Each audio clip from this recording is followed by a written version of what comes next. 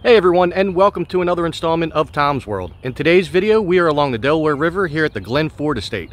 I've never been here before, so I want to do some exploring, and I do have some history to give. So let's go check this place out.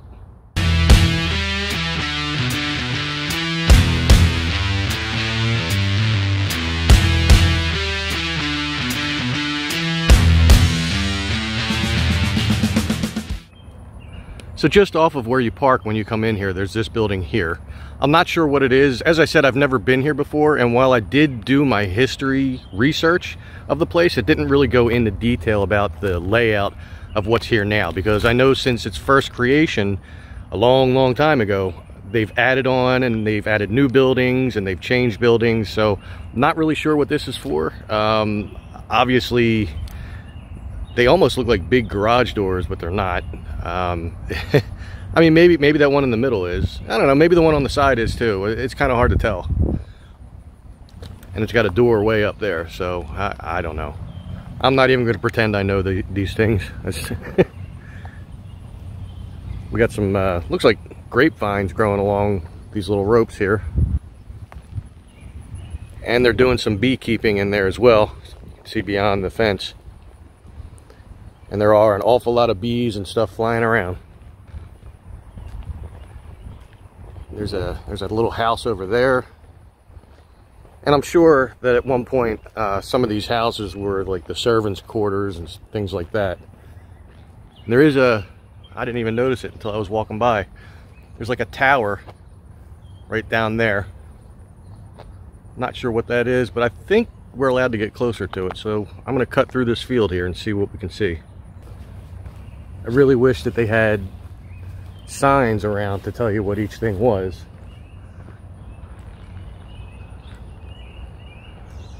But this is obviously pretty old right here.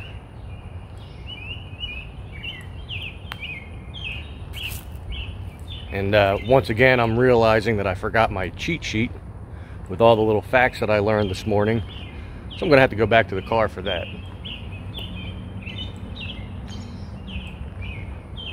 But before I do, we'll check out this little courtyard of this place here. But whatever this is here stuck out to me as I was walking up, so I wanted to check it out.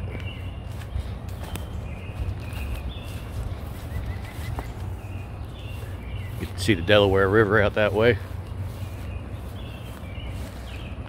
And this, I'm not sure what it is. I don't want to go down that part of the hill. It's a little wobbly. That's just a solid wall there. There's stairs on this side, so we can go down and check it out a little bit better. And this place is already pretty cool. Keeping in mind, as I said, I've never been here, so I really have no idea what any of the buildings are. I'm sure I'll know the mansion when I come across it. Which the mansion, and you'll find out in the history that I have, the mansion has changed since its original building as well. It was the second family that moved in here that actually expanded it and made it bigger. But we'll get into all that very soon. Also, as I'm on my way back to the car, can't help but notice the big garden they have growing here. Got everything in here. Okay, I got my little booklet here that I made my notes in, so I'll be able to give the history. But before we do that, I just wanted to walk around and check the place out.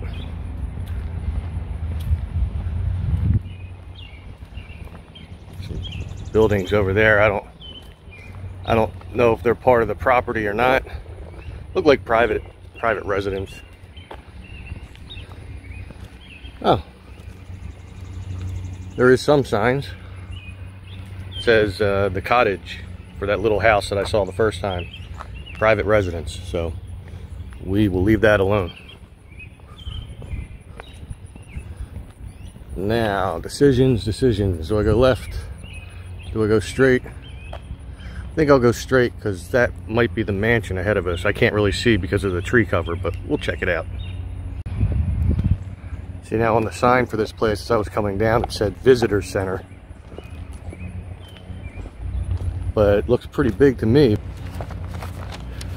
But if this is indeed the mansion, then this was built sometime just after 1850. The land was purchased by Charles McAllister Jr. and he bought 1,000 acres of this land, all surrounding this place, and he portioned them off and sold off pieces here and there to different families, and he kept this little area for himself so that he could build his summer home, which, if this is a mansion, which I have to assume it is, because I didn't see any other big building here, this was his summer home.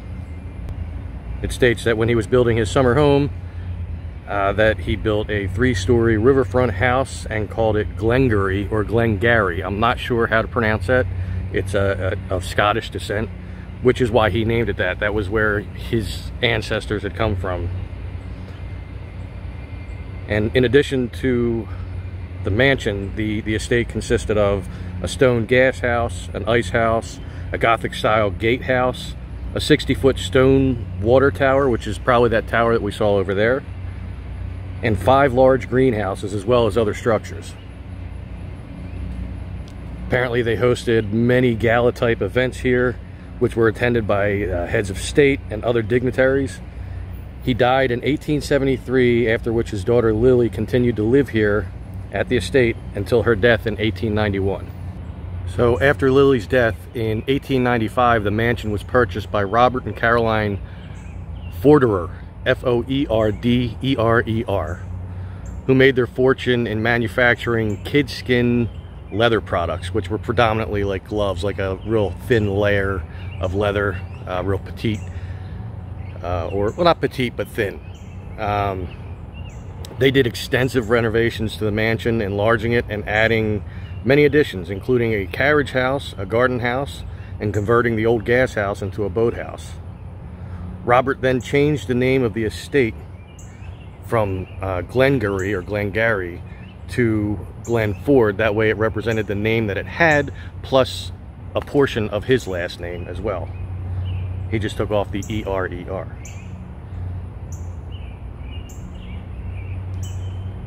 It says that Robert died in 1903, which was actually before he had the opportunity to move into this place due to all the renovations they were doing, and there were all kinds of delays. So he wound up passing away before he could move in here. But I would guess that his wife must have lived here. They didn't really mention that. But in 1915, his daughter Florence and her husband William moved into this mansion. And after her mother's death in 1934, so I was wrong. I even wrote this down and I didn't remember that. But give me a break. It was early in the morning when I was writing this down. So the mother died in 1934, and Florence continued to add art to the collection that had already been started by her parents. And then she wound up assembling the most extensive private collection of prints in the country. Florence was a strong supporter of the arts, and she was also a talented poet, painter, and musician herself. She remained very active in the cultural and social affairs of Philadelphia until her death in 1971 at the age of 89. So as recent as 1971, just a mere 4 years before I was born, this was still being occupied. Just across from the mansion, there's this little garden here. Looks like predominantly rose bushes. But there's some more stuff down this way too. They kind of look like roses as well. So my best guess, this is a rose garden. Not sure what that little building there is. That could be a pump house. It would make sense. So we got the mansion there, and just across from it, there's this little stone wall in the garden, well, in the front lawn, I should say, front yard. And it leads up to what looks like a well, but I don't know if this was ever active or it's just for show. It seems to be kind of filled with stuff right now, but you know, there's a chance this could have been an actual real well being used at the time.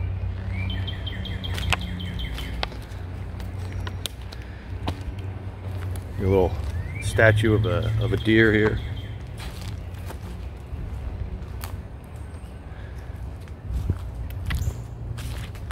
And of course, What garden would be complete without hostas, right? We all know them pretty well. Just up the Delaware there a little ways, in the Chamonix State Park, you know that they have plenty of hostas there. And they're all blooming the same way these are, only there's a lot more blooms. Here's the back of the mansion. A lot of people down here hanging out, as you can hear. Seems like they have different layers of stone paths and gardens. Sounds familiar too, doesn't it? Almost looks like this may have been of like a pool or something at some point, or it's very possible it could have just been like for show as a fountain. It could have been the foundation of a house, a little house on here. As it was stated that, you know, he had many different houses and buildings that he made for various purposes. You see over there they have a little overlook, but apparently that's a restricted area and we're not supposed to go in there. So here's that overlook. Some boats out in the water. Yeah, I'm not going down there. We will definitely have the first fall of Tom's World if I go down there. There is a staircase, but it's also gated off. Oh, and look, a very young spotted lanternfly. I tried to get him, didn't work. And here is the side of the mansion. So now with this statue, I do know that there's something to do with it. It was a dedication to an actual dog that somebody had. I can't remember the story for the life of me right now. It might have been somebody that had something to do with this place, maybe a caretaker or something, or maybe the last guy that lived here. Maybe it was like in dedication to his dog. But I do remember there being a story somehow. Now it's hard to see down there, but that little inlet that's coming from the Delaware there, that's the beginning, I believe it's the beginning of the Pequesing Creek. Seen in many of my other videos. And another set of stairs that we're not allowed to go down. I assume these stairs are pretty old, much like everywhere else. But I do believe that I was right, that that's the Pequesing Creek there on the other side of those leaves and stuff. This guy here is pretty old. And you want to know how I know it's pretty old? Not just because of the size of the tree and the size of the branches, but because it actually says, "I'm an old tree, please don't sit on me." So yeah, I guess that tower that we saw there, I'm pretty much almost back where I started as I came around the mansion. But that tower there, that must be the old stone water tower they talked about. So I figure we'll go back down here, go back down along the side of the mansion and make a right instead of a left this time and see what's down that way. Going past where that old pool was or whatever it was. Oh no, I have to say it's a pretty cool place. If only Sarobia would have been as well preserved. I mean, heck, this place is far older than Sarobia. And look at it, it still stands. They still tend to it. If only there would have been somebody around to tend to the mansion over in Sarobia so that could have been preserved. I know that they said they had to take it down due to a termite problem. Now we don't know for sure that they were telling the truth about that, or if it was just the people running it at the time that just didn't want to maintain it. But whatever the case may be, they took it down, and I would have loved to have seen it. And the carriage house, and the barn. Carriage house fell victim to termites too, from what I was told. And the barn had a fire, so. But I'm sure you're all tired of hearing about Sarobia when we're not even there, so I'll stop. I can't help but make comparisons, though. Yeah, here we are back at that, whatever that was. And we'll go down this little trail here. Back alongside of the Delaware.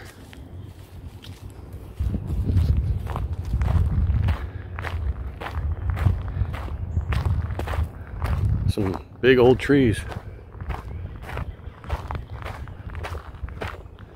One of them apparently came down. Phew. Smells like there's something dead around here. You can see pieces of the tree down there. But it almost looks like it was cut. Maybe just pieces of it were cut. So the stone trail goes up around that way, but there's like a little grass path here, so I figured I'd take this first.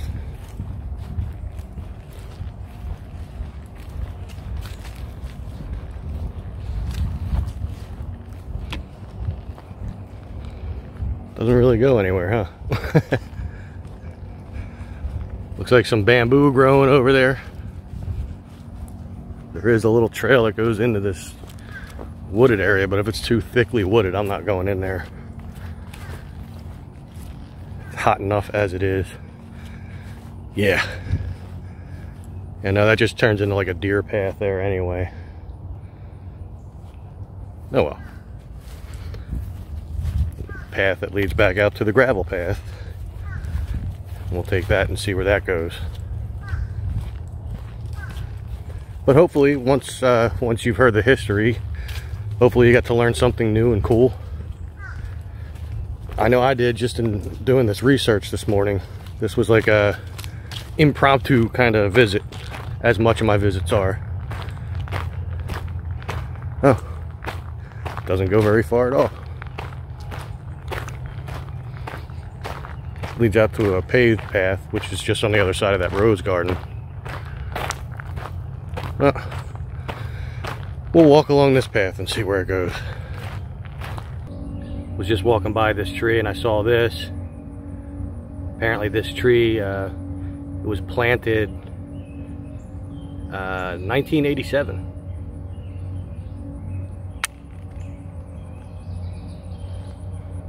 Pretty decent size, considering I'm older than this tree. Amazing how fast they can grow, some of them.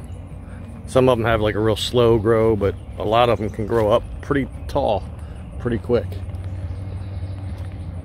And as I'm walking along this path here, I'm noticing that some of the trees actually have like a little placard on the tree saying what kind of tree it is.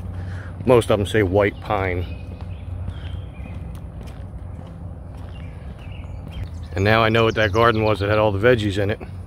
It's a community garden. You even have a little bin here for free veggies, of which there's none in there because they're not done growing yet. That lettuce there looks a little sunburnt. You got some marigolds growing in there. All kinds of stuff. I came over here because I wanted to see if I can get a closer look at this tower.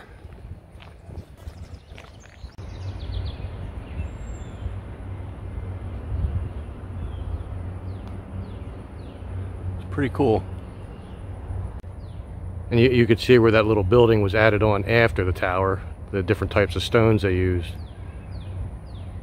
So this little addition was made afterwards. And again, this area behind the tower must have been some kind of courtyard. You can tell by all the pillars and everything. And that pillar in the distance there actually still has a flower pot on top of it. Let's see if I can zoom in. There you go. You can see over there were steps coming down into this little courtyard, which is set slightly lower than the land that I'm on right now. And you see one of the pillars fell down back there. That's a shame. And here we are back at this thing again. Still don't know what this could have been. Maybe they had just like a little bench here or something for people to sit on. You can see the bricks there. S&F Company. We might be looking at bricks that came from the exact same company as the bricks that are laid down over at that other garden that I won't mention again. It's possible. I mean, they kind of look the same, but I mean, it's red brick, so red brick is red brick. You know, I gotta wonder now, looking at this. This was the building that I said on the front had like garage doors. I gotta wonder if this is the carriage house. Because the more I thought about that, now that makes sense. That this would be the carriage house. Because I've seen pictures of different carriage houses through the decades, through the centuries, and it looks kind of similar, so I don't know. Yeah, that could most definitely be a carriage house. I'm surprised I didn't pick up on that the first time. And you know, another thing that I did notice, but it didn't click in my head. Now, a carriage house is typically named because that's where the horse-drawn carriages would pull up. And I don't know if you see it.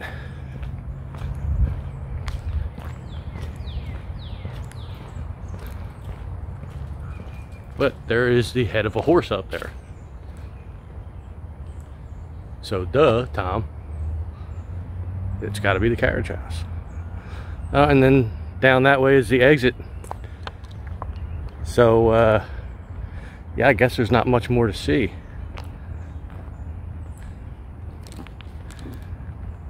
So I guess that's going to wrap this up here. So if this is your first time here, make sure you hit that subscribe button and make sure you hit that notification bell. That way you'll be notified as soon as I upload new videos. There are new ones coming, new places coming, as you can see. I've been branching out and going to a couple different places, and I have more in store. And there's going to be plenty more footage of, yes, Sarobia, as we build and rebuild, because the deer continue to eat our plants. So we have to do something about that.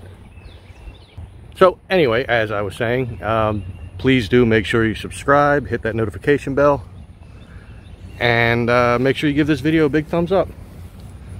When you give the video a big thumbs up and you actually comment on it, it helps me with the YouTube algorithm, and it helps me to get noticed more, so I would appreciate that very, very much.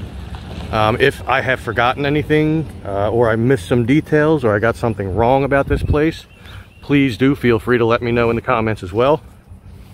And don't forget to check out my Facebook page for Tom's World. It's This Is Tom's World. I've actually changed the name now, finally.